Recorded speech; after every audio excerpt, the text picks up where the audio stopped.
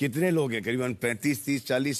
जो हम लोग साथ रहते हैं वो 33 लोग रहते हैं इकट्ठा 33 एक ही घर लोग। में। जी हाँ। और आपके हस्बैंड के शोहर के कितने भाई हैं और बहनें हैं?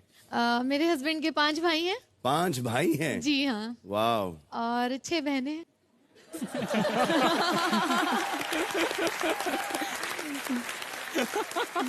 अब ये भी नहीं पूछ सकते थे कि आपके ससुर क्या करते थे? काफी बिजी हुए होंगे ना?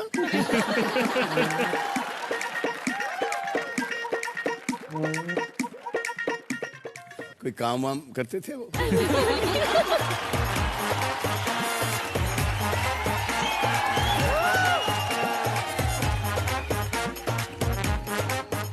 बरेली में ये पूछा था ये कैंपेन, हम दो हमारे दो? शायद नहीं पहुंचा।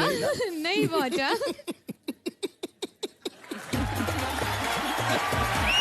अच्छी बात है, बड़ी फैमिली होना अच्छी बात है। हमारी भी फैमिली, हम 5 भाई बहन हैं और हमारे फादर की फैमिली, आपके फादर इन लॉ की फैमिली सेम